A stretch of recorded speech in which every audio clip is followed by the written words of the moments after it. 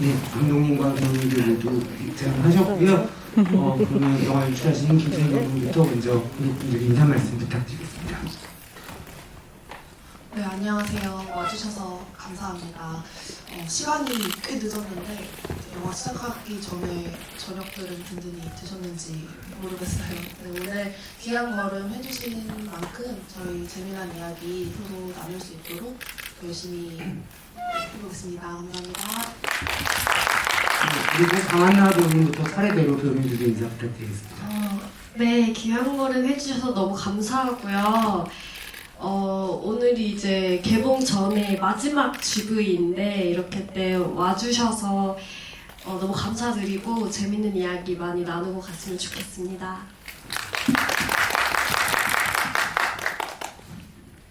네, 안녕하세요. 예나 역을 맡은 최소연입니다. 너무 예뻐요. 감사합니다. 이렇게 귀한 불문에 시간 내서 자리 채워주셔서 너무 감사드리고요. 오늘 영화에 대한 좋은 이야기 많이 나누고 합시다. 네, 안녕하세요. 기범 역할의 윤준원이라고 합니다. 마찬가지로 와주셔서 너무 감사드리고요. 좋은 얘기 많이 나누다가 갔으면 좋겠습니다. 좋은 질문 많이 부탁드릴게요. 감사합니다. 네, 안녕하세요. 저 오영사 역할을 맡은 오태경입니다. 일단 늦은 시간에 귀한 걸음 해주셔서 진심으로 감사드리고요. 무엇이든 편하게 궁금하신 게 있으시면 말씀해 주시면 최대한 재밌게 말씀해 드리도록 하겠습니다. 감사합니다. 좋은 댓글 구독! 네, 안녕하세요. 독진에서 윤영사 역할을 맡은 조영민입니다. 감사합니다. 이렇게 힘들게 시간을 내주신 만큼 정말 진솔한 얘기 많이 나누면서 소중한 시간이 됐으면 좋겠습니다. 다시 한번 이렇게 자리 가득 메워주셔서 진심으로 감사드립니다. 고맙습니다. 네, 여러분들이 영화 막 보셔가지고 지금 학생들과 그리고 선생님, 형사님들까지 꽉 차 있는 자리고요. 어머니를 제외하고 모두가 다 모인 자리이기도 합니다. 다음 주 개봉이고 아마 영화제 관객들이나 기자님들을 만나는 언론지사를 제외하고서는 실제로 이렇게 관객분들 만나는 게 처음일 거고, 특히 감독님 또 장편 데뷔작이셔서 많이 떨리실 텐데, 먼저 감독님 이렇게 훌륭한 배우님들과 함께 개봉을 앞두고 있는 소감이 어떠신지 듣고 싶습니다. 너무 영광입니다. 네, 사실 주변에서 떨리지 않냐는 질문 많이 하시는데 사실 그렇게 떨리지는 않아요. 정말 솔직히. 왜냐면 저의 역할은 영화를 잘 완성하는 것까지라고 생각을 하고 그 이후에는 사실 감독이 어떤 영향력을 행사할 수 있는 게 많이 없기 때문에 그냥 겸허한 마음으로 관객분들의 반응과 평가를 기다리고 있는 중이고요. 말씀해주신 것처럼 이런 훌륭한 배우님들과 함께 저의 첫 장편 연출작을 완성할 수 있어서 정말 기쁩니다. 네, 사실은 감독님 각본도 맡으셨고 연출도 같이 하셨는데 저는 오늘 행사 준비하면서 영화를 2번 봤거든요. 근데 정말 꼼꼼하게 쓴 대사들이라는 생각을 두 번째 볼 때는 더 했던 것 같아요. 특히 학생들끼리 나누는 대사들이 굉장히 입에 딱 붙어가지고 취재도 많이 하셨겠구나 이런 생각도 했었던 것 같습니다. 배우님들께는 공통 질문을 먼저 드리고 싶은데요. 아마 이 이야기 자체가 사실은 한 명의 주인공이 있는 이야기가 아니다 보니까는 시나리오 받으셨을 때랑 또 완성된 작품 보셨을 때 감상이 조금 다르실 것 같아요. 배우님들 처음 이야기 읽으셨을 때랑 감독님 마지막에 이제 최종 완성본이라고 보여줬을 때 어떻게 다르게 작품 느끼셨는지 조영균 배우님부터 여쭤보겠습니다. 제가 사실 이제 영화라는 장르를 처음 도전을 했었는데 제가 촬영할 때는 이제 저랑 보통 이제 태경 형님이랑 항상 같이 붙어 다니니까 형사 위주의 시각으로 많이 촬영을 했었습니다. 그러다가 이제 부천에서 독진의 완성본을 처음 봤을 때 물론 형사의 시각으로 촬영을 했지만은 이게 정말 관객의 입장으로 이 영화를 보고 나서 진짜 많이 울었던 것 같아요. 예, 이게 좀 뭔가 각자의 어떤 사람들마다 아픔이 있고 또 촬영할 때는 몰랐지만 태경이 형이 맡은 이 오형사라는 역할에서 아이가 또 있는 형사의 입장, 저 같은 경우는 정말 의욕이 앞선 이런 건 뭔가 결과론적으로만 굉장히 바라봤던 입장에서 이런 어떤 그 당시에 촬영할 때는 이런 충돌에 관해서 그렇게 정말 대본대로 그냥 연기에만 집중해서 했었던 것 같은데 전체적인 영화를 보고 나니까 오히려 좀 태경이 형의 마음이 훨씬 더 와닿았던 것 같아요. 네, 그런 차이점이 있었던 것 같습니다. 네, 사실 조영근 배우님은 뮤지컬계 또 아이돌이신데 방금 이렇게 스크린에 초대를 해주셔가지고 앞으로 또 많은 영화에서도 만나게 되지 않을까 열심히 하겠습니다. 기대하게 됩니다. 그리고 사실은 이 작품의 장서희 배우님을 제외하고서는 가장 큰 기둥 중에 하나가 오태경 배우님이셨을 것 같은데 오태경 배우님은 또 감독님이랑 첫 작품이 아니시잖아요. 이야기 처음에 건네받으시고 그리고 현성본 보신 다음에 어떻게 느끼셨는지 같은 질문 드릴게요.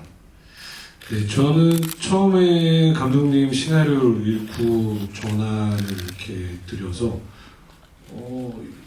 너무 재밌다고 뭐 그냥 필터링 없이 얘기하면 와 쩐다! 라고 얘기를 했었거든요. 너무 재밌어서 그렇게 해서 함께 작업을 하고 참여를 할 수 있어서 굉장히 기뻤고요. 영광이었고 그 다음에 이제 부천에서 저도 처음 영화를 봤는데 제가 너무나 재밌게 봤던 시나리오에서 느꼈던 느낌이 그냥 고스란히 스크린으로 묻어서 나온 것 같아서 신기하기도 하고 전 사실 비슷한 마음이었어요.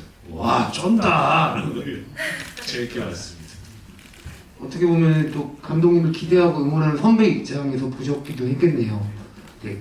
제가 오늘 실제로 배우님들 실물을 처음 뵙고 제일 좀 놀랐던 게 유준호 배우님인데 역시 남자는 헤어스타일이 굉장히 중요하구나. 영화 속에서 정말로 수더분하게 보이셨는데 오늘은 되게 멋쟁이셔가지고 이미지 변신이 확확 되는 배우님이라는 생각을 했습니다. 배우님은 어떠셨습니까? 굉장히 또 후반으로 갈수록 중심축이 되는 역할이셨잖아요. 일단 어제 파마했는데 알아봐 주신 것에 너무 잘 나왔네요. 네. 네, 원장님이 생일이라 공짜로 해주셨습니다. 어제 생일이었거든요. 저희 생일 축하 박수 한번. 감사합니다. 사실 저도 이거 되게 여러 번 이제 인터뷰 때마다 얘기를 했는데 시나리오를 그때 촬영하고 있던 어떤 작품이 있는데 그때 촬영 감독님께서 저는 그렇게 별로 저를 안 좋아하시는 줄 알았어요. 근데 맨날 못 가다 이러고 가시고 막 그랬는데 어느 날 하루 갑자기 잠깐 이거 한번 읽어봐요. 이러면서 막 주시는 거예요. 근데 완전 똑같아요. 선배님 모르지 않으세요? 근데 읽었는데 제가 그때 어디 천안 숙소에서 읽었는데 진짜 처음 이제 하고 이제 끝까지 그냥 한 번도 집중력 흐트러짐 없이 그냥 술술 익히고 이거를 너무 하고 싶은 거예요. 너무 하고 싶어서 이제 그랬죠. 뭐 정말 쩐다 하고 저는 끝날 때 살짝 울었거든요. 사실 마지막 씬에서 그래서 너무 참여하고 싶은 작품이었는데 이렇게 하게 돼서 영광이었고 또 개인적으로 저는 제 캐릭터를 너무 사랑하기 때문에 또 이 캐릭터를 연기할 수 있어서 너무 영광이었고 네. 근데 뭐 감독님이 워낙에 다 잘해 주시고 뭐 마무리도 다 잘해 주셔서 이렇게 좋은 작품 나올 수 있었던 것 같습니다. 감사합니다. 네, 근데 정말 아들이 심성이 곱잖아요. 진짜 곱게 얼굴이 번지더라고요. 많이 안 번지게 그 장면 보면서 더 이렇게 망가뜨렸으면 좋았을 텐데 딱 빼자마자 아주 국소 부분만 붙어 있어가지고 최대한의 용기를 냈지만 고운 심성은 어쩔 수가 없었구나 이런 생각을 또 했던 장면이기도 합니다. 그리고 독치는 사실은 뒤에 있는 것처럼 독이 되는 부모라는 해시태그처럼 어머니와 딸의 이야기가 중심축이 되기도 하지만 영화를 다 보고 나면 이 두 소녀의 되게 안타까운 우정 그리고 애증 여러 가지 감정들이 녹아있는 어떻게 보면 실제적으로 그걸 이끌어가는 감정적인 주인공은 또 두 분이 아닐까 생각도 하게 되는데요. 최소연 배우님은 어떠셨습니까? 네. 저도 먼저 영화를 찍기 전에 저의 생각들을 먼저 얘기하자면 이 영화에서 주가 되는 단어인 사랑이랑 믿음이란 단어가 사실 저희는 굉장히 긍정적인 의미로 많이 사용을 하잖아요. 근데 이 영화에서는 조금 다르게 부정적인 의미로 사용이 됐는데 처음 시나리오를 읽었을 때 그 부분이 굉장히 충격적이었고 신선했어요.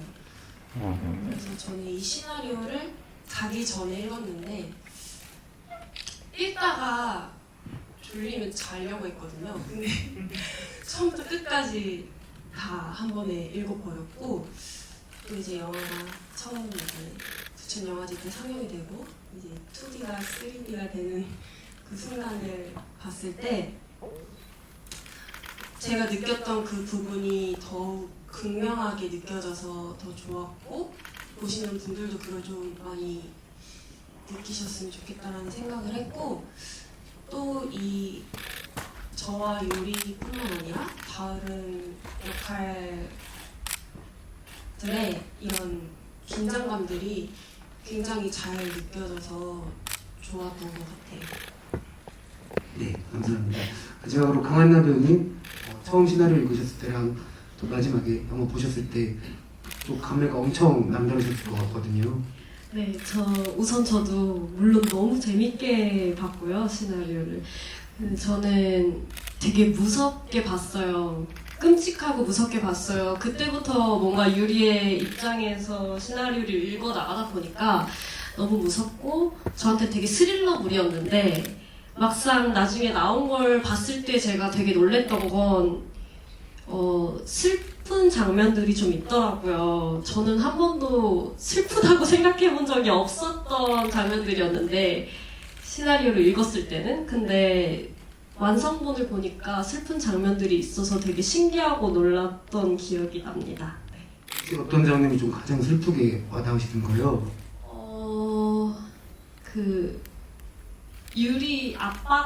저희 아빠가 이제 경찰서로 오는 씬이었는데 그때 캐리어를 들고 와요, 경찰서까지. 근데 저는 그 디테일이 되게 마음이 너무 아프더라고요. 얼마나 이게 다급했으면 캐리어를 들고 왔을까. 그 부분이 되게 진짜 보면서 많이 울었었고 그리고 마지막 예나 유리 케이크 씬 그 부분도 너무 슬펐습니다. 사실은 정말 복합 장르물이에요. 가족 영화이기도 하고 어떻게 보면 청소년물이기도 하고 미스터리 스릴러이기도 하고 그리고 정말 무서운 장면이 하나 있잖아요. 오늘 이 자리에 모신 배우님들이 아닌데 동생이 누나 데려가라고 할 때 너무 무섭지 않으셨어요? 얘가 약간 사탄의 아이처럼 느껴질 정도로 되게 무서웠던 장면이기도 한데 분명히 정말 여러 가지 장르들의 곳곳에 배치를 잘 해놓으셨다는 생각이 들었고 예측하지 않은 지점으로 관객을 쭉 데리고 가서 정말 여기 계신 배우님들 앙상블이 되게 중요한 작업이었을 것 같다는 생각이 듭니다. 감독님이 또 학교 때 영화 전공이 아니라 문예창작 소설 쓰는 걸 또 전공으로 삼으셨었는데 이 시나리오 쓰는 것과 소설 쓰는 것은 좀 차이가 있잖아요. 만약에 이 이야기를 소설로 한다면은 어떤 이야기를 좀 더 중심으로 빼고 싶다는 생각을 해보시는지도 좀 궁금해요. 사실 제가 이제 학부 때 문예창작을 전공을 했고 졸업하고 난 다음에 영상대학원에 가서 영화 연출을 다시 공부를 했는데요. 사실 제가 영화 공부를 다시 한 게 소설을 쓰기 싫어서였어요. 네. 소설은 사실 요즘 소설가들은 그래도 이제 출판사에서 내부적으로 기획회의도 하고 뭐 이런저런 사람들과 회의를 통해서 작품을 완성한다고는 하는데 그럼에도 불구하고 이런 완전한 공동 작업인 영화랑은 조금 다른 측면이 있잖아요. 근데 오로지 본인이 좀 완성해내야 되는 그런 면이 있는데 저는 그 소설을 막 방에서 혼자 앉아서 내가 소설을 이렇게 막 쓰고 있는 그게 너무 힘들더라고요. 그래서 저는 이런 공동 작업이 다른 사람들하고 함께 할 수 있는 이런 영화 작업이 저한테는 더 잘 맞는 것 같아서 독신을 소설로 쓰는 일은 없지 않을까. 근데 되게 아이러니하게 또 엄청 재미있는 소설 같은 영화이기도 해요. 여러 측면에서 매력적인 캐릭터를 등장을 하고 여러 건데 지면서 감독님의 또 어떤 베이스가 영향을 주지 않았나라는 생각을 또 하게 됩니다. 저희가 오늘 선물을 또 여기 질문 남겨주시는 관객분들에게 드린다고 제가 전달을 받았는데요. 최소연 배우님이 모델로 활약 중이신 트리팅에서 샴푸, 트리트먼트 같은 헤어케어 제품을 저희가 선물로 드릴 거고요. 그리고 커피 선물도 있다고 합니다. 감독님도 지금 질문창 같이 보고 계신데 좋은 질문이나 소감 나눠주신 분들 이따가 선정해가지고 선물 끝날 때 전달 드리도록 하겠습니다. 그러면은 주신 질문들 중에 몇 가지를 소개를 해드릴게요. 굉장히 길게 남겨주셔가지고 먼저 힙합맨 제이진님께서 주신 질문입니다. 영화 소재에 대한 근원적인 질문을 드리고 싶어요. 결핍으로 인한 갈망과 당연할 것이라 여기는 편견을 다루셨는데 어떻게 이런 소재를 삼으셨는지 감독님께 계기가 궁금해졌다고 하셨습니다. 네, 일단 그 독침이라는 아이템 자체는 제가 사실 기획팀에서 회의를 통해서 알게 된 소재였는데 그걸 바탕으로 이제 이걸 어떻게 풀어낼 것인가는 이제 또 제가 이제 그 감당을 해야 될 몫이잖아요. 그래서 그 과정에서 그 부모 자식 간의 관계를 어떻게 하면 현실적으로 그러면서도 떠나지 않게 교훈적이지 않게 풀어낼 수 있을까 그런 고민을 많이 하면서 준비를 했던 것 같아요. 그래서 여기 뭐 다른 질문에서 사실 오만과 편견이라는 그 대사에 대한 질문이 또 많거든요. 그래서 요걸 좀 묶어서 말씀드려보자면 저는 사실 처음에 그 아이템을 받고 회사랑 같이 얘기를 할 때 대표님께 처음에 들었던 말씀이 대표님 저는 이 이야기가 오만과 편견에 대한 이야기 결국 그런 이야기가 되어야 한다고 생각해요. 라는 말을 아예 하고 시작을 했거든요. 그래서 이제 내가 주는 사랑이 받는 사람에게도 반드시 그게 좋을 거라는 그런 마음 그리고 남이 봤을 때 저 사람은 사랑받네? 행복하겠지? 아무 문제 없겠지? 라고 그렇게 그냥 단순하게 1차원적으로 생각을 해버렸을 때 우리가 일어날 수 있는 그런 문제점 이런 것들을 좀 다루고 싶어서 네, 좀 고민을 많이 했던 기억이 있습니다. 네, 후반부에 소윤 배우님 대사로 오만과 편견에 대한 이야기를 또 하잖아요. 관객분께서 질문을 주셨는데 이 대답이 좀 배우님들 좀 어려우실 수도 있을 것 같아요. 오만과 편견에 대해서 겪어보신 적이 있냐는 질문을 주신 관객분이 계시거든요. 정확히 말씀을 드리면 감독님과 배우님들께서도 이러한 오만과 편견을 가졌던 경험이 있으실 거라고 물어보셨는데 전원이 다 말씀해 주실 필요는 없을 것 같고 혹시 지금 떠오르는 분이 계시면은 한 두세 분 정도만 이야기해 주시면 좋을 것 같습니다. 오만과 편견에 대한 경험.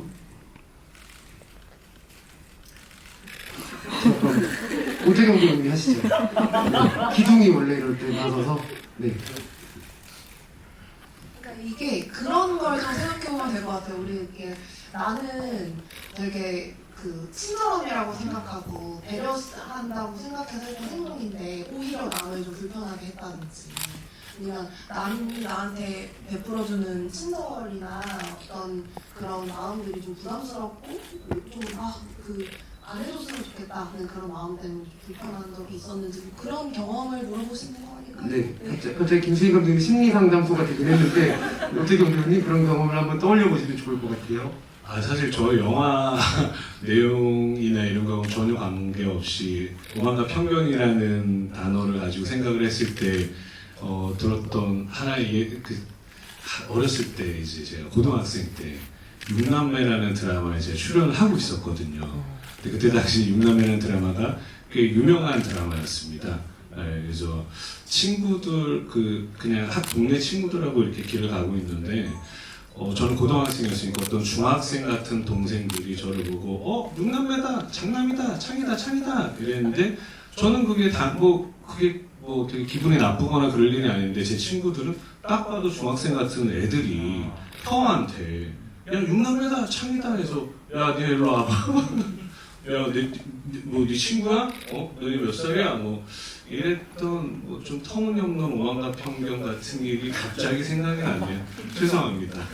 감사합니다. 사랑합니다. 네, 사실은 이게 오만과 편견이라는 말 자체가 너무 유명한 워딩이기도 하고 어떻게 보면 되게 어렵게 느껴지는 말이기도 한데 영화 속에서는 약간 넘겨 짚어서 넘치는 어떤 감정들에 대해서 감독님이 계속 말씀해 주시는 것 같아요. 그러니까 과잉이라는 것이 어떻게 쌍방을 일방으로 몰아가느냐에 대한 얘기이기도 해서 단순히 부모 사이에서, 부모와 자식 사이에서만 얘기가 아니라 친구 관계에서도 그렇고 여러 가지 관계에서 이 넘겨 짚어서 넘치게 되는 과잉의 정서들이 어떤 파국을 만들어내는지를 영화가 계속 보여주고 있다는 생각이 또 듭니다. 그리고 여러분들께서 정말 성심을 담아서 질문을 길게 주셔가지고 짧은 질문 하나 소개해드릴게요. 윤영사 본명이 궁금해요. 호칭 저기로 통일되었었던 윤영사 본명. 두 분 형사님들 본명 서로 얘기하신 거 있으실 것 같아서 풀네임으로 한 번씩 얘기해 주시죠. 사실 저희 명찰에도 있었는데, 사실 이제 항상 현장에서 감독님들도 이제 저에게 어떤 캐릭터보다 윤영사, 오영사 이렇게 부르시니까 저도 이제 저의 본명은 대체 뭘까라고 좀 생각을 했는데 감독님께 여쭤봤었어요. 예, 그래서 드디어 그 비밀의 실마리가 좀 풀린 것 같습니다. 제 이름은요. 나는 솔로인가요? 예. 안녕하세요. 독친의 윤영사 이름은요. 윤형준입니다. 예. 윤영준님, 네. 앞으로 형준이라고 편하게 불러주십시오. 네, 윤영준님. 오영사님은 성함이 어떻게 되시는가요? 전 사실 몰라요. 아니 뭐 이게 그 형균 배우가 얘기했던 것처럼 현장에서 항상 오영사, 뭐 윤영사, 윤영사님이라고만 호칭을 이렇게 계속 불러주셔서 그게 너무 익숙해서 그리고 생각해보니까 명찰도 하고 있었는데 분명 그걸 이렇게 유심히 제가 본 적이 없는 것 같습니다. 제 오영사 감독, 오영사의 이름이 기억나시나요? 오태훈입니다. 감사합니다. 오태훈 형사라고 합니다. 두 분의 성함이 오늘 밝혀진 자리니까는 오늘 오신 분들은 그 이름으로 기억해 주시면 좋을 것 같습니다. 그리고 또 다른 질문을 전달해 드릴게요.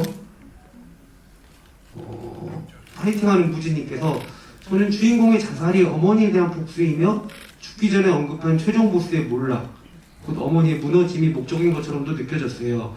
자살 모임의 생존자가 전달하는 어머니에 대한 사랑과 이어 생각한다면 감독님이 의도하신 주인공의 어머니에게 전달하고자 한 자살 목적은 무엇이었나요? 라고 질문을 주셨습니다. 제가 의도한, 그러니까 네. 제가 혜영에게 의도한 유리의 자살의 목적. 그쵸, 예. 물어보시는 거죠.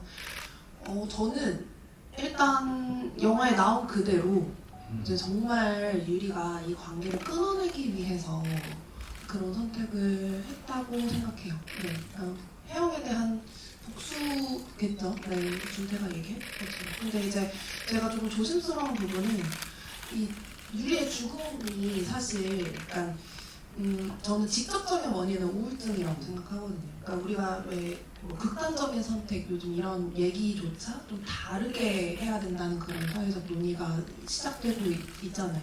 그러니까 이게 본인이 선택하는 게 아니라 정말 우울증이라는 어떤 질병에 대한 결과가 이제 자살이라고 저는 생각을 하는데, 만약에 유리한테 우울증이 없었다면 뭐 다른 방식으로 조금 더 건강하고 통상적인 방법으로 좀 문제를 해결했을 수도 있겠다는 생각이 들어요. 그래서 이제 그 죽음이 뭐 그냥 단순히 뭐 엄마에 대한 복수, 엄마 때문이라고 생각하기보다는 조금 더 다방면으로 접근해 보면은 좀 더 유리의 캐릭터를 이해하는 게 도움이 되지 않을까 그런 생각을 합니다. 강한나 배우님이 진짜 많이 어려우셨을 것 같아요. 사실 죽은 자는 말이 없지만 굉장히 많은 이야기를 또 표정으로 전달해야 되는 역할이어서 그 한 장면 한 장면으로 설득을 시켜야 되는 씬들이 꽤 많잖아요. 그때 감독님한테 어떤 얘기 나누시고 유리 캐릭터를 어떻게 구체화하셨는지 여쭤보고 싶습니다.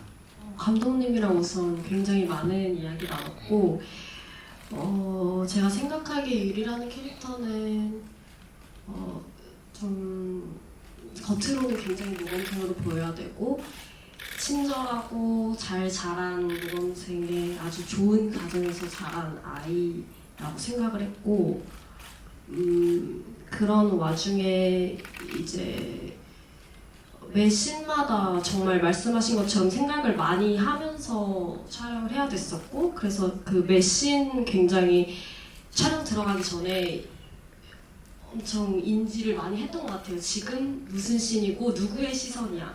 준태의 시선이야 지금? 뭐 혜영의 시선이야? 예나의 시선이야? 이런 거에 대해서 누구의 시선에 보여진 유리이다 라는 거를 굉장히 고민을 많이 하고 생각을 많이 하고 감독님이랑도 얘기를 많이 했었고 그거에 초점을 두고 연기를 했던 것 같습니다. 어떻게 보면은 예나 역할을 연기하시는 소윤 배우님이 약간의 대변인 같기도 하잖아요. 유리가 하지 못한 말들, 할 수 없었던 말들도 많이 내뱉어주는 마음을 너무 잘 알고 있는 소울메이트 같은 친구기도 한데 지금 도도 피어나신가 보이는데 유리가 말없이 사라지는 게 엄마에 대한 가장 아닌데요. 질문이 계속 올라와가지고 네 도둑신님께서 질문이 계속 주셔서 예나의 마지막에 가장 크게 느끼는 감정은 유리의 죽을 방조하게 혹은 동조하게 되었다는 죄책감일까요? 아니면 그리움일까요? 라고 물어보셨어요. 네, 예나가 마지막에 가장 크게 느끼는 감정이 유리의 죽음을 방조하게 했다는 죄책감인지 아니면 유리에 대한 그리움인지 물론 복합적인 감정이었겠지만 소윤 배우님 어떻게 생각하고 연기하셨는지 궁금합니다. 네, 둘 다였을 것 같아요. 왜냐면 예나를 진심으로 유리를 진심으로 사랑했던 건 예나였다고 생각을 하거든요. 그래서 이제 그 끝에 선생님과 했던 대화에서 죄책감이 뭐 유리의 죽음뿐만 아니라 사실 예나는 유리를 부러워하고 있었다고 생각을 했거든요. 왜냐면 나한테 없는 엄마가 유리에겐 있었으니까. 그런 감정을 느꼈다는 게 굉장히 미안했을 것 같아요. 네, 그렇습니다. 네. 좀 더 보고 싶기도 하거든요. 그 둘이 체육복 입고서 스탠드에 앉아가지고 아이스크림 먹는 장면은 정말 일본 청춘 영화의 한 장면에 비견할 만큼 아름다운 장면이었어서 사실은 둘 사이 서사가 더 있을 것 같다는 생각을 또 계속 하게 됐었어요. 그래서 언젠가 스피노프 단편이라도 만들어줄 수 있다면 유리와 예나 얘기들을 좀 더 보고 싶다는 마음이 관객 입장으로서는 드는 것 같습니다. 그리고 양양님께서는 윤준원 배우님께 질문을 주셨어요. 마지막 부분으로 가면서 캐릭터 속에 엄청 농축된 분노의 감정을 느꼈는데요. 영화 초반과 후반 캐릭터 감정선을 어떻게 표현하고자 고민하셨는지 궁금합니다라고 하셨습니다. 마치 초반에 완전 순수한 생머리가 엄청난 파마약을 먹는 것 같은 변화가 생기잖아요. 그렇습니다. 사실 초반, 중반, 후반을 이렇게 하자 그렇게 해서 연기를 짰다기보다 어떠한 상황과 그거에 따른 제가 좀 더 이제 공경에 처할수록 거기에 나타나는 감정 변화를 좀 자연스럽게 흘러했던 것 같아요. 이렇게 처음 중끝 나눴다기보다는 근데 제가 어쨌든 되게 전 좋은 사람이고 싶거든요. 좋게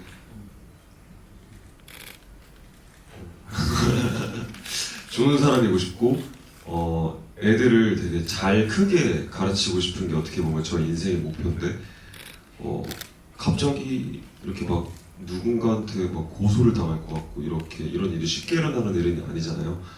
근데 막 이제 막 열심히 잘 하고 있는 사람한테 그런 어떤 자극적인 사건들이 일어나니까 저도 어떻게 보면 그냥 한 명의 평범한 사람이었던 거죠. 좋은 사람이고 이렇게 좋은 사람이려고 열심히 하고 있는데 자기한테 이렇게 하는 큰 칼이 들어오니까 놀래가지고 막 자기가 할 수 있는 발악은 다 해보고 지키고 싶으니까 내가 지금 이뤄온 것들과 이루고 싶은 것들을 그래서 그렇게 발악을 하는 과정에서 좀 인간적인 면모가 보이지 않았나. 근데 저는 그것도 좋았어요. 왜냐면 사실 사람은 누구나 다 궁지에 몰리면 나오는 어떠한 자연스러운 행동들이 있는데 그게 누군가를 실망시킬지언정 사실 그게 되게 자연스러운 거긴 하거든요. 그래서 그런 모습들을 좀 보여드릴 수 있어서 되게 매력적인 캐릭터라고 생각을 했습니다. 어떻게 보면 좋은 사람이 계속 되고 싶어서 노력하는 사람만큼 깨지기 쉬운 사람이 없는 것 같아요. 너무 완벽한 결정을 최소화하고 싶은 사람인데 가족 내에서 계속 본인을 흔들어 놓는 캐릭터이기 때문에 이 캐릭터가 무너지는 걸 보면서 좀 마음이 많이 아팠던 것 같기도 해요. 어떻게 보면 유리 동생이랑 또 같은 느낌도 좀 들었던 것 같고요. 감독님도 질문 같이 듣고 계신데 혹시 어떤 질문에 대답을 해주시면 좋을지 고르셨을까요?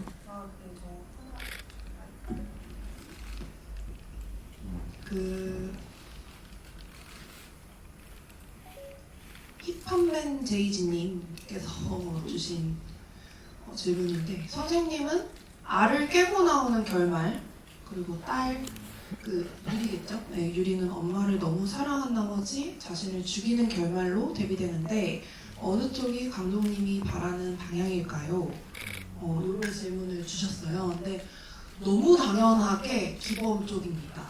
네, 여러분 어떻게든 살아 계셔야 합니다. 죽으면 안 됩니다. 네, 저는 제가 최근에 했던 어떤 인터뷰에서 또 이런 얘기를 한 적이 있는데, 이게 비록 가족일지라도 이게 내가 선택한 거든 선택하지 않은 관계이든 혈연이든 아니든 간에 어떤 것이든 간에 이게 해결되지 않는 문제라고 판단이 되고 그게 나를 갉아먹고 내가 무너질 것 같으면 그걸 끊어내는 용기도 저는 필요하다고 생각해요. 네, 그래서 그런 측면에서 저는 당연히 유리보다는 기범의 선택이 훨씬 낫다고 생각을 하고, 물론 근데 그 또한 아버지의 얼굴에다가 파스타를 엎어버리는 행위 또한 뭐 그렇게 성숙한 행동은 아니죠. 근데 그럼에도 불구하고 너무 예쁘게 없잖아요. 네, 최대한 거의 드실 무화해서 정도로 없잖아요. 네, 근데 뭐 성숙한 행동은 아니지만 그럼에도 불구하고 죽음을 선택한 유리보다는 기범 행동이 100배 1000배 낫지 않나 하는 생각이 듭니다. 네, 얘기를 하면 할수록 이게 독신이란 게 독이 되는 부모이기도 하지만 그건 독이 되는 친밀함, 타인에 대한 이야기라는 생각을 자꾸 하게 되는 것 같아요. 또 이 관계들이 사실은 부모 자식을 얽힌 사람들 외에도 형사들도 어떻게 보면 계속 어떤 가정에 뭔가를 염탐하려는 사람들이기도 하고, 선생님도 마찬가지로 학생들에게 그렇고 학생들끼리도 그렇고, 그래서 이 관계들이 굉장히 복합적으로 얽혀 있구나. 친하다는 건 뭐고 친밀하다는 건 뭐고 이런 것들에 대해서 계속 생각을 하게 되는 것 같기도 합니다. 하나 더 골라봐 주시겠어요? 이거 제가 먼저 여쭤볼게요. 뮤지컬 배우님이 두 분이나 나오시는데 캐스팅 비하인드가 있을까요? 사실은 저희 미스터리 픽처스, 그러니까 독신의 제작사인 미스터리 픽처스가 이제 뮤지컬 제작사의 자회사예요. 그래서 사실 저희 대표님 통해서 좀 뮤지컬 하시는 분들 프로필을 제가 좀 추천을 받았어요. 근데 그 중에서 사실 뭐 제가 막 선별을 했다 뭐 이런 표현은 조금 적합하지 않은 것 같고, 평소에 제가 좋아했던 뮤지컬 배우님들을 모시게 됐어요. 그러니까 조용필 선배 같은 경우는 팬텀싱어 열심히 봐서 이제 알고 있었고, 그때도 이제 우리 첫 만남 때 제가 말씀드렸잖아요. 네. 그리고 이제 손영진 선배님 같은 경우는 제가 정말 어렸을 때부터 뮤지컬 그분 뮤지컬을 많이 봤거든요. 특히 이제 제가 22살인가 그때 봤던 나쁜 자석이라는 뮤지컬이 있는데 거기서 이제 손영진 선배 연기 보고 그때부터 팬이었어요. 네, 그래서 그런 경위로 모시게 됐습니다. 네, 답변이 되셨으리라 생각이 들고요. 이 질문도 너무 귀여운데 아이디가 예나 데뷔입니다. 결말 후에 기범과 예나는 어떻게 될까요? 예나가 데뷔해서 음방 1위 하는 거 봐야지 속이 시원할 것 같다고 하시는데, 오소영 배우님, 예나 데뷔조잖아요 사실. 어떻게 됐을 것 같으세요?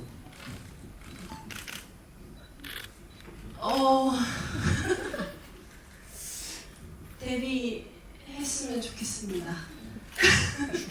그 관련해서 하나 에피소드를 풀자면 이제 준원 배우가 계속 소윤의 춤을 굉장히 많이 홍보를 해주는데 저희가 이제 안무 선생님이 계셨어요. 그래서 정말 이게 아이돌 그룹 연습생 데뷔조니까 나름대로 정말 데뷔를 앞에 둔 친구들처럼 보여야 하잖아요. 그래서 안무를 실제로 저희가 직접 그 안무 선생님께서 새로 만들어 주신 거거든요. 그 음악도 사실 저희 음악부님께서 저 영화를 위해서 제작을 이렇게 이 팀의 연습곡으로 만들어 주신 건데 팀명도 있었던 거예요? 그건 제가 못 들어봤었어요. 아직 이제 그냥 데뷔죠. 네, 그런 상황이었는데 이제 배우님들 이렇게 춤 연습하는데 제가 직접 가서 좀 구경도 하고 어떻게 잘 돼가나 막 그런 시간이 있었거든요. 근데 이제 시간이 너무 부족한데 연습은 더 필요하니까 제가 이제 집에서 따로 하시고 영상을 좀 보내달라고 했어요. 근데 이제 다른 분들 춤은 정말 기깔난다 이거 정말 되게 하셔야겠다 했는데 최소연 배우 영상을 봤는데 이게 잠깐 이거 뭐지? 그러니까 굉장히 열심히 연습한 티는 나요. 영상에서 열심히 연습한 티는 나는데 그거는 춤이라기보다는 어떤 몸짓 같은. 근데 영화 속에서는 정말 엄청나게. 그래서 제가 너무 걱정을 했는데 그때 한 2주 뒤엔가 현장에서 다시 봤는데 완전히 그냥 아이돌 배우처럼 아이돌 연습생처럼 춤을 완벽하게 숙지를 해왔더라고요. 연습을 너무 감동했고, 정말 저는 이제 춤실력보다도 노력에 더 박수를 보냅니다. 지금 소유면이 얼굴이 불타오르고 계신데 저희가 여기서 춤을 보여달라는 얘기는 하진 않을 거예요. 나중에 영화 이제 1만, 5만, 10만 이렇게 공략하셔가지고 한번 이렇게 챌린지처럼 올려주셔도 좋을 것 같다는 생각이 듭니다. 기범이는 어떻게 살았을 것같아요, 윤준호 배우님?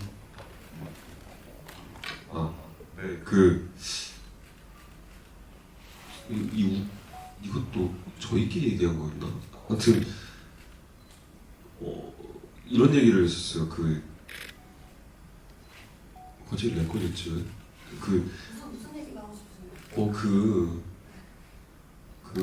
아들 이름이 뭐였지? 민준이를 대하는 방식이 바뀌었을까? 그리고 저는 어쨌든 사고를 쳤잖아요. 그러면 저도 바뀌었을까? 이랬는데 전 사실 잠깐의 변화는 있어도 전 제가 똑같이 살 것 같거든요. 그냥 한 번 이렇게 뭔가 액션을 하긴 했지만 결국엔 또 돌아갈 것이다. 너무 당연하다는 듯이.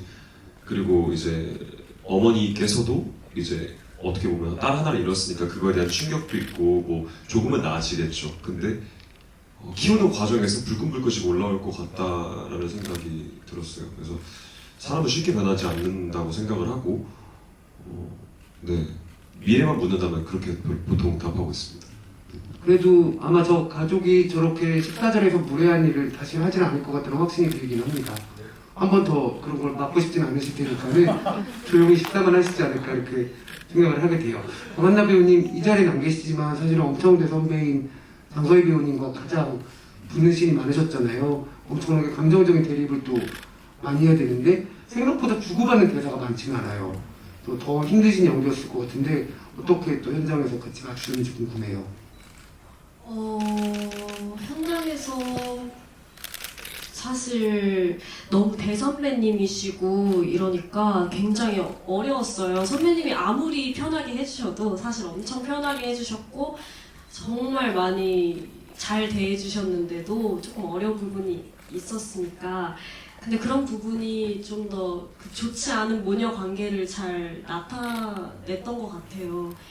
그렇게 촬영했었고 좀 서희 선배님이랑 기억에 남는 호흡은 사실 저희가 말을 많이 이렇게 주고받는 씬이 없었다고 말씀하셨잖아요. 그게 맞고 몸싸움하는 씬이 있어요. 제가 소리를 지르면 선배님이 막 이렇게 제 입을 막고 몸싸움을 하는 씬이 있었는데 그 장면이 선배님과의 호흡하면 가장 기억에 남는 장면이고 선배님과 뭔가 첫 스킨십이었거든요.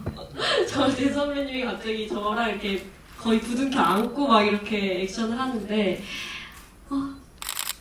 몸에 닿았네? 막 이렇게 스킨십 지금 첫 스킨십을 하면서 우리 액션은 아니지만 뭔가 이렇게 몸싸움을 하고 있네? 이런 생각이 드네요 지금. 혹시 어떤 작품으로 처음 장서희 배우님을 배우로 보신 기억이 있으세요? 저는 아내 유혹으로 봤죠. 네. 너무너무 무서운 장면이었거든요. 요즘 얼마 전에도 하더라고요. 아내 욕이요? 네네. 아마 100년도 더 이상할 겁니다. 그리고 어떻게 보면은 그 장서희 배우님이랑 오태경 배우님 그리고 조영규 배우님 같이 나오는 장면도 너무 의미가 깊은 게 뮤지컬에서 정말 활발하게 활동하시는 배우님이랑 오태경 배우님이랑 장서희 배우님은 진짜 연기를 기셔가지고 활동하시는 게 겹치는 부분도 좀 있잖아요. 그래서 그 보면서 여기 도대체 얼마만큼의 세월이 녹아있는 장면인가 그런 생각을 하기도 했어요. 감독님께 독친의 어쨌든 타이틀롤로 장서희 배우님을 여쭙고 선택하게 되신 이유도 분명히 있으실 것 같아서 여쭤보겠습니다. 일단 그 오영사님 같은 경우는 그냥 제가 애초에 태경 선배를 생각을 하고 쓴 거라 사실 그래서 오영사거든요. 네, 네 그렇고요. 장서희 선배님 같은 경우는 제가 사실 이제 이렇게 돌이켜 생각해 보면 내가 왜 이렇게 이야기 만드는 사람이 됐을까를 돌이켜 생각을 해보면 저에게 굉장히 큰 영향을 줬던 작품들이 있는데 그게 이제 주로 90년대 후반에서 2000년대 초반 그 한국 시트콤하고 그 일일 드라마들이었거든요. 근데 그 중에 하나가 이제 인어 아가씨, 네, 은하리 형 그걸 이제 거실에서 엄마랑 같이 잠깐 확인 한번 해볼까요? 네. 인어가씨 실시간으로 보신 분 계세요 이 자리에? 아주 손에 살짝만 올려주시는데 네, 계시네요. 왜냐면 나이가 나오기 때문에. 그쵸. 네. 근데 인어 아가씨를 저는 이제 엄마랑 거실에서 같이 보면서 그 이제 드라마 작가의 얘기잖아요, 인어 아가씨가. 그래서 그 작품도 너무 재밌었고 그 이야기 자체도 그렇지만 그 안에서 은하리 형이 드라마 작가로 살아가는 모습을 보면서도 뭔가 이야기 만드는 사람으로 살 결심을 하게 되지 않았나 싶어요. 그래서 그런 맥락에서 정말 나에게 큰 영향을 줬던 작품의 주인공이셨던 대선배님과 저의 이제 첫 장편 연출자로 함께 할 수 있다는 것에 너무 큰 영광이고 그냥 마냥 행복한 시간이었어요. 준비하면서. 네. 장서희 배우님 처음 시나리오 보고 나서 감독님한테 뭐라고 코멘트 주시던가요? 그냥 딱 사실 그 미팅 장소에 제가 딱 들어가자마자 형님 너무 재밌게 읽었어요. 그래서 마음이 엄청 놓이셨겠네요. 네네네. 그리고 그 당시에는 사실 너무 연예인 보는 느낌이었는데 그렇게 시나리오까지 잘 봤다고 해주셔서 너무 기뻤고 네 다행이라는 생각이었죠. 네. 네. 지금 많은 관객분들이 남겨진 민준에 대해서도 걱정들을 많이 해주시는 것 같아요. 사실은 정말 아기잖아요. 몇 살로 설정하신 거예요, 감독님? 그 어린이집 다니는 나이니까 6살? 네, 6살. 네, 실제로 그 배우는 8살이었어요. 그때. 그래서 조금 사실 크죠. 네, 6살 치고 있고. 민준의 장래에 대해서도 염려들이 많으신데 어른들이 또 잘 이렇게 해줘야 되잖아요. 어른들이 잘못해서 망치는 경우가 너무 많기 때문에 또 이런 역할을 사회적으로 해주시는 우리 형사님들 민준이 어떻게 될지 민준이 어떻게 어머니가 해주셨으면 좋겠는지 형사 입장에서 오 형사님, 이 형사님 민준이의 장래 교육에 대해서 한 말씀씩 해주시면 좋겠습니다. 그 윤영사님 그 얘기 좀 풀어주세요. 그 뭐요? 민준이가 빵야 할 때. 네. 그 얘기부터 먼저 풀어주시죠. 예. 민준이가 방향방해 할 때 제가 좀 뭔가 이 삭막한 분위기를 조금 눌러보자. 그리고 또 오영사님도 어쨌든 굉장히 진중하시고 하다 보니까 그냥 촬영 들어왔을 때 그냥 무의식적으로 민준이가 자꾸 저를 쏘더라고요. 예, 그래서 저를 이제 카메라 이렇게 슛 들어갔는데도 불구하고 이렇게 했었는데 이게 하다 보니까 저도 좀 과해져가지고 점점 이렇게 감독님 눈치 보면서 좀 눌렀던 그런 기억이 있습니다. 이게 아까 좀 연결해서 말씀을 드리면 제가 생각했을 때 민준이는 윤 형사가 굉장히 자주 찾아갔을 것 같아요. 예, 이 형사가 굉장히 민준이라는 애를 굉장히 이뻐했을 것 같고, 저도 그날 현장에서 민준 역할을 맡은 친구를 만났었는데 진짜 너무 순수해요. 너무 순수하고 촬영 당시에도 이 스토리를 저희가 이제 스토리텔을 가지고 이제 드라마 씬을 찍는데도 그 민준이가 그 식탁 밑에 들어가 있고 이런 장면이, 물론 뭔가 장면 중에서 이제 장도연 선배님이나 이제 태경 선배님 위주로 이제 앵글이 돌아갈 때 민준이가 식탁 안에 있을 때 안 잡혔을 때 제가 사실 그거 보면서 너무 마음이 안 좋았었어요. 그냥 괜히. 그래서 윤 형사는 민준이가 어떻게 자랐으면 좋겠다, 뭐 어떻게 행복했으면 좋겠다를 다 떠나서 윤 형사만큼은 뭔가 그쪽을 지나가거나 할 때 항상 민준이 이렇게 항상 뒤따라다니고, 뭔가 민준이 초등학교 들어갈 때 입학식 날 가방 하나 사주고 예, 이런 형사가 돼서 뭔가 민준이 옆을 이렇게 소리 없이 지켜주는 사람이 되어 있지 않을까라는 생각을 했습니다. 예? 아니 근데 그건 집착이 아니고요. 예. 독침에서 스피노프 나올 이야기가 너무 많은데요. 약간 민준이의 친구에서 민친으로 해서 얘기가 나오고 너무 좋을 것 같고, 윤영 선생님 계셔서 너무 다행입니다. 민준이 예. 걱정을 좀 덜었어요. 네. 사랑해 민준아. 네. 오태경 배우님은 어떠세요? 오태경 배우님이 정말 그게 무게를 완전히 잡아주고 있다고 느낀 게 그 마지막 부분에서 모든 걸 다 관통하고 있는 사람이잖아요. 다 알고 있는 사람. 그때 표정 하나로 이 사람이 가지고 있는 깊이, 아픔에 대한 공감 같은 것들이 너무 잘 느껴졌는데, 아마 누구보다도 민준이 상황을 보면서 마음이 안 좋으셨을 것 같거든요. 잘 봐주셔서 감사합니다. 관통을 했더니 감사합니다. 일단은 이제 현장에서 민준 역할을 했던 아역 배우 친구가 연기를 너무 잘했어요. 그래서 사실 놀랐어요. 저도 아역 출신이라 그 나이 때 비슷한 또래 때부터 연기를 했었는데 저는 그때 그렇게 못했던 것 같거든요. 근데 그 친구는 너무나 훌륭하게 그런 연기들만 해내길래 깜짝 놀랐었고, 글쎄요. 이렇게 민준이를 생각을 해보면 행복했으면 좋겠지만 현실에서는 또 행복하지 못할 수도 있겠다라는 생각이 막 들기도 하고 되게 복잡하고 여러 가지 생각들이 드는데요. 우리 모두 민준이의 행복을 빌어줍시다. 민준아 사랑해. 네. 행복해. 영화가 참 남기는 질문과 숙제들이 많아요. 그냥 생각하면 할수록 누구보다 사실 민준에 대해서 어떻게 생각을 하고 있었는지 우리 강한나 배우님 생각도 좀 들어보고 싶습니다. 저도 민준이가 연기를 너무 잘해서 깜짝깜짝 놀랐던 기억들이 많은데,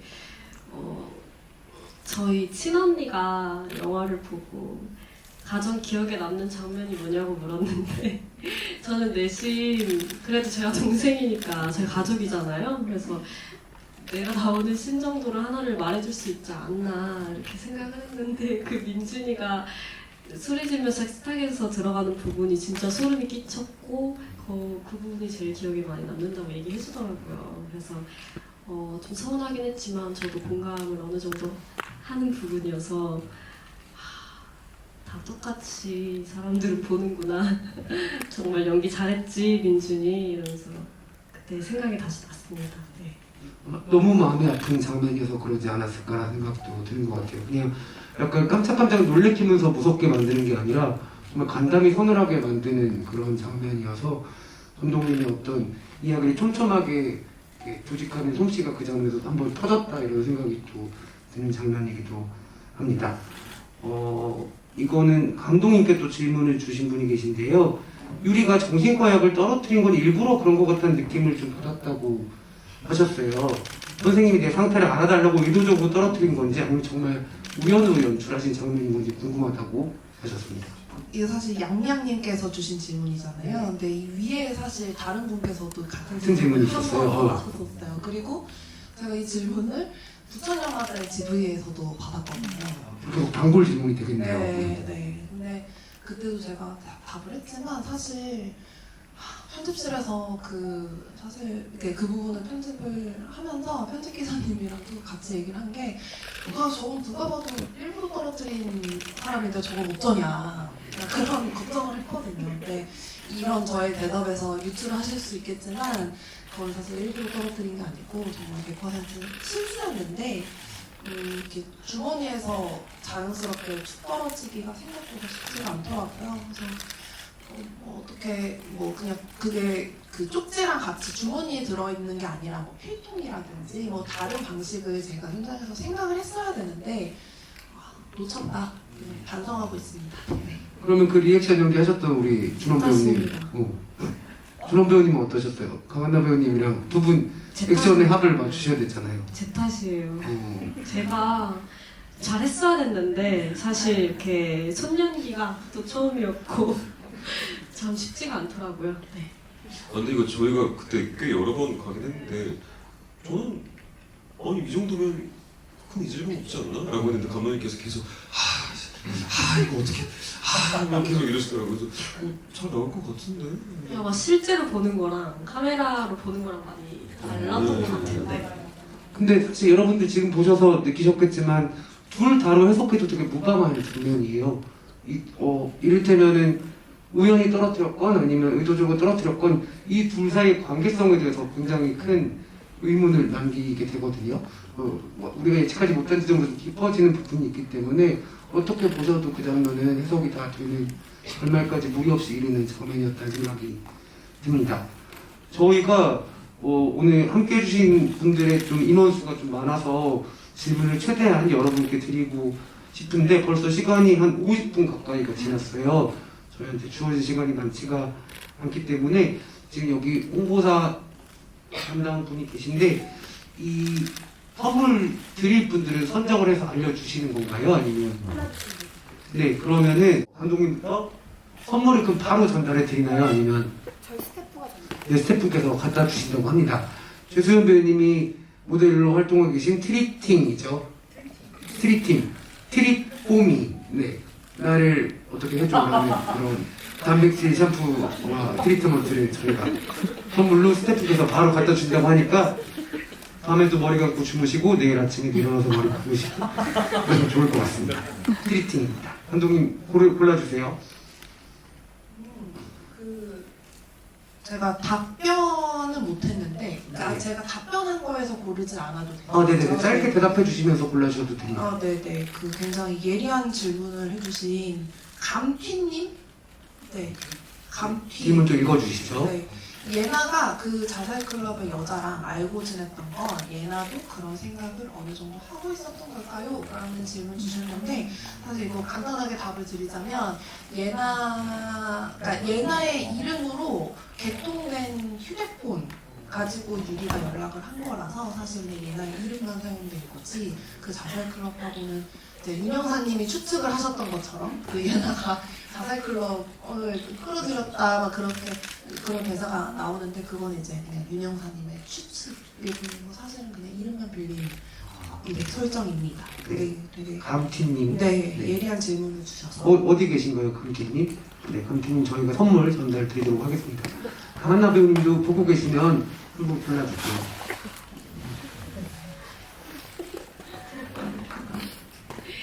저는 독도의 친구님이 땡땡이 보는 유리, 미음미음이 보는 유리, 시선에 대한 얘기가 나와서 그런데 그렇다면 진짜 유리가 나온 장면은 없는 것인지 아까 사실 대답을 하고 싶었거든요.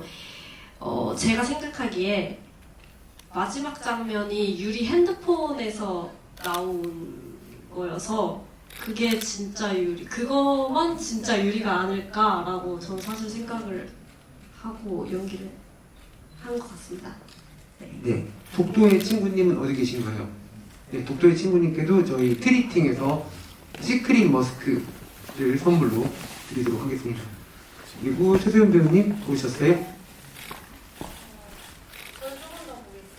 네, 그러면은 우리 윤준원 배우님 고르셨으면 먼저 네. 저는 한 분이 댓글을 2개 다셨는데 네. 일단은 드립이 좀 제 스타일이라서 네네. 제가 밈 같은 거 되게 좋아하는데 촬영 중에 재밌는 에피소드가 있었을까요? 호수에서 케이크는 4명이서만 먹었나요? 아니면 남은 케이크는 제작진이 다 같이 맛있게 드셨나요? 답변도 해주시죠. 네, 남은 모모는 제작진이 맛있게 먹었습니다. 이들이 너무 좋아해서 네. 사실 저는 호수에 없었습니다. 전 몰라요. 아, 그렇군요. 그냥 이게 좋아요. 네. 그리고 이분이 달아주신 다른 댓글도 있는데 A님이세요. 근데 이제 우리 조영균 배우님 이제 머지않아 아빠가 되실 텐데 네, 독친이 부모와 자식 간의 이야기를 하는 영화인 만큼 배우님께서는 어떤 아빠가 되고 싶으신지 여쭙고 싶어요. 이거 답변은 참 제가 한번 들어보고 싶어서. 네, 그러면 A님 어디 계신지 먼저 손 한번 들어, 저 뒤쪽에 계시는데 선물 드리고 답변은 조영균 배우님이 해주시고 그리고 골라주신 관객분도 한번 지목해 주시면 되겠습니다. 아, 네, 일단 축하해 주셔서 진심으로 감사드립니다. 고맙습니다. 언제 되세요, 근데? 언제 아빠가? 아, 내년 3월쯤. 아, 그렇군요. 네.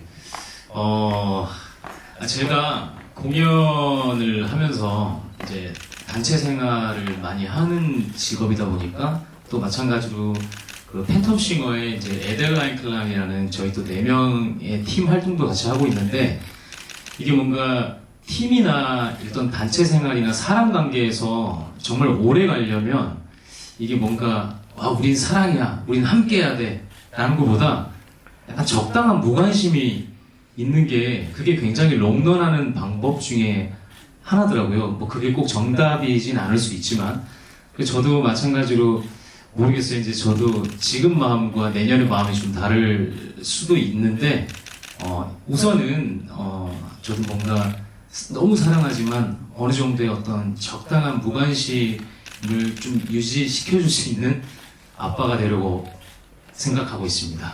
네, 감사합니다. 네, 축하드립니다. 하지만 신생활 때는 적당한 무관심을 도저히 하실 수가 없습니다. 저도 아직 경험해보지 못한 거라서 큰일이 납니다. 차마 장담은 못한다는 점 일단 사과드리겠습니다. 네, 어떤 분을 고르셨습니까? 저는 아까 그 오픈 채팅방을 좀 늦게 들어와서 아까 질문해주신 질문 내용은 아는데 네네네. 아이디는 몰라가지고 아까 또 감사하게 저희 또 오영사와 윤영사의 이름을 또 이렇게 세상에 공개하게 해주신 분께 꼭 선물을 전달드리고 싶습니다. 제가 지금 찾고 있는데요. 네, 멍멍이님. 멍멍이님 어디 계세요? 멍멍이님. 멍멍이님이 가장 처음 질문을 주셨어요, 사실. 멍멍이님 윤적이님 실명. 어디 계시죠? 멍멍이 아니에요? 네? 멍멍이 아니에요? 아, 네. 죄송합니다. 좀 노안이 오셨어요. 눈이 나빠. 예, 이게 보호 필터 때문에 글자가 또 제대로 잘 안 보일 수 있는 점 멍멍이님, 사과드립니다. 네, 멍멍이님 해주시면 될 것 같습니다. 강아지로 만들어버리고. 네. 근데 죄송합니다. 조영준 형사장님도 그 질문을 하신 것 같거든요. 저희가 이게 트리팅이 조금 넉넉하면 조영균 형사장님도 드리면 좋을 것 같은데요. 어디 계시죠? 조영균 형사장님, 네, 가운데 대포 카메라 들고 계신 네, 이렇게 드리면 될 것 같고요. 오태경 배우님도 한번 골라주시죠. 저는 사실 뭐 이런 제 핸드폰 잘 안 갖고 다녀요. 그래서 오픈 채팅방에 사실 없는데요. 저는 아까 질문하셨던 것 중에 대표님께서 오만과 편견 오만과 그 평경. 질문을 저한테 주셔서 네네네. 굉장히 횡설수설하게 만들어 네. 주셨던 질문을 하신 분에게 네, 오만과 평경 질문 주신 분은 받으셨어요. 받으셨다고 하니까는 그러면 그거는 오태경 배우님 가지시면 될 것 같아요. 저 괜찮습니다. 괜찮으세요? 저는 탈모 관련된 샴푸를 써야 돼서 네, 그러면 소연 배우님 고르신 분 있으시면 소개해 주시죠.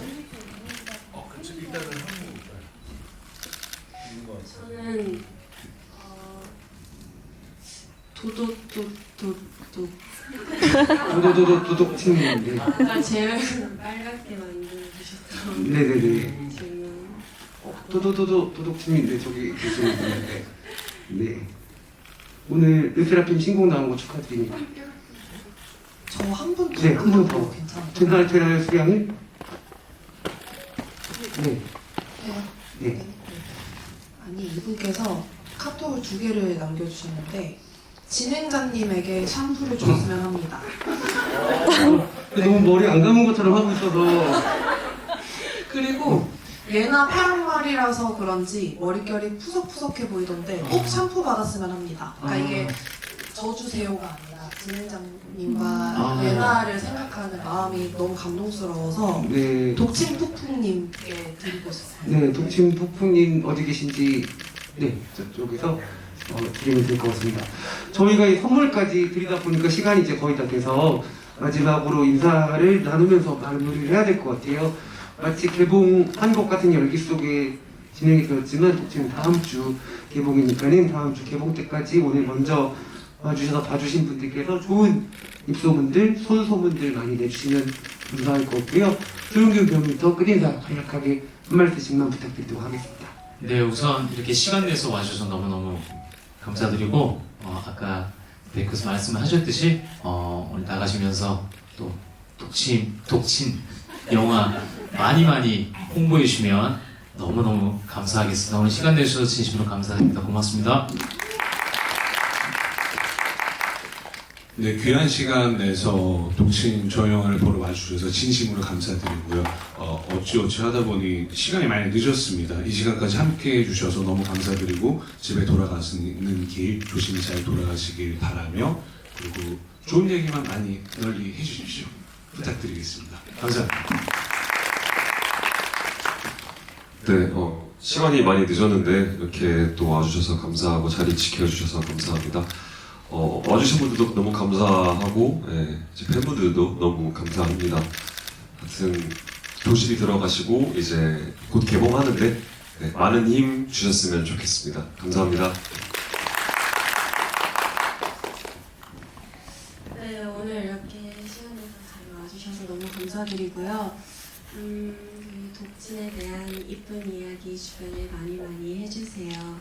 네, 그리고 날씨 많이 추워졌는데 감기 조심하시고 조심히 돌아가세요. 감사합니다.